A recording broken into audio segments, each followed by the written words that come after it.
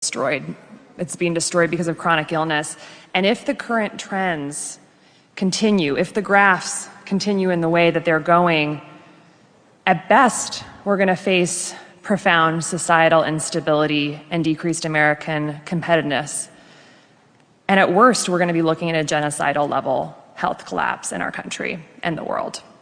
Over the last 50 years in the United States, we have seen rapidly rising rates of chronic illnesses throughout the entire body, the body and the brain: infertility, obesity, type 2 diabetes and prediabetes, Alzheimer's, dementia, cancer, heart disease, stroke, autoimmune disease, migraines, mental illness, chronic pain, fatigue, congenital abnormalities, chronic liver disease, autism, and infant and maternal mortality, all going up. Americans live 8 fewer years compared to people in Japan or Switzerland, and life expectancy is going down. I took an oath to do no harm, but listen to these stats. We're not only doing harm, we're flagrantly allowing harm. While it sounds grim, there is very good news. We know why all of these diseases are going up, and we know how to fix it. Every disease I mentioned is caused by or worsened by metabolic dysfunction, a word that it is thrilling to hear being used around this table. Metabolic dysfunction is a fundamental distortion of our cellular biology. It stops our cells from making energy appropriately. According to the American College of Cardiology, metabolic dysfunction now affects 93.2% of American adults. This is quite literally the cellular draining of our life force. This process is the result of 3 processes happening inside our cells: mitochondrial dysfunction, a process called oxidative stress, which is like a wildfire inside our cells, and chronic inflammation throughout the body and the gut, as we've heard about. Metabolic dysfunction is largely not a genetic issue. It's caused by toxic American ultra-processed industrial food, toxic American chemicals, toxic American medications, and our toxic sedentary indoor lifestyles. You would think that the American healthcare system and our government agencies would be clamoring to fix metabolic health and reduce American suffering and costs, but they're not. They are deafeningly silent about metabolic dysfunction and its known causes. It's not an overstatement to say that I learned virtually nothing at Stanford Medical School about the tens of thousands of scientific papers that elucidate these root causes of why American health is plummeting and how environmental factors are causing it. For instance, in medical school, I did not learn that for each additional serving of ultra-processed food we eat, early mortality increases by 18%. This now makes up 67% of the foods our kids are eating. I took 0 nutrition courses in medical school. I didn't learn that 82% of independently funded studies show harm from processed food, while 93% of industry-sponsored studies reflect no harm. In medical school, I didn't learn that 95% of the people who created the recent USDA food guidelines for America had significant conflicts of interest with the food industry.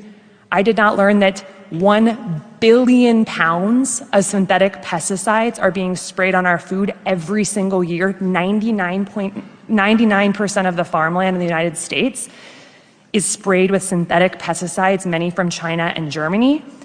And these invisible, tasteless chemicals are strongly linked to autism, ADHD, sex hormone disruption, thyroid disease, sperm dysfunction, Alzheimer's, dementia, birth defects, cancer, obesity, liver dysfunction, female infertility, and more, all by hurting our metabolic health.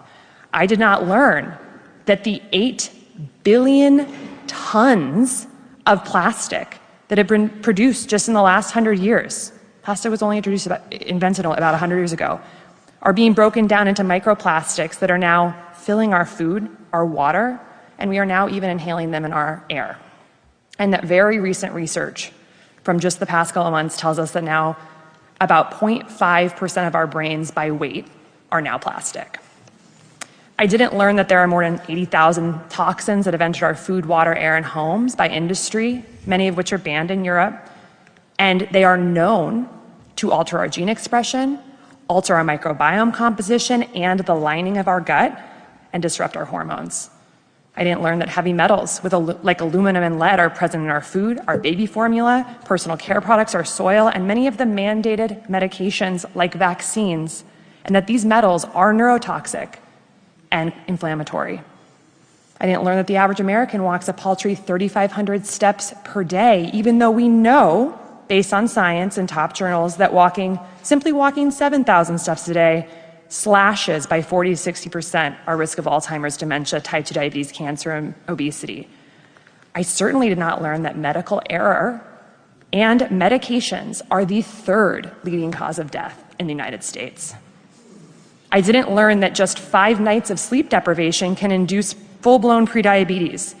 I learned nothing about sleep, and we're getting about 20% less sleep on average than we were 100 years ago. I didn't learn that American children are getting less time outdoors now than a maximum security prisoner.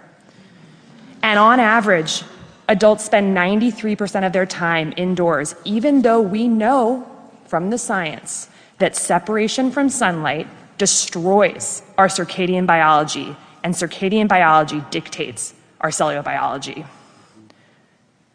I didn't learn that professional organizations that we get our practice guideline from, like the American Diabetes Association and American Academy of Pediatrics, have taken tens of millions of dollars from Coke, Cadbury, processed food companies, and vaccine manufacturers like Moderna.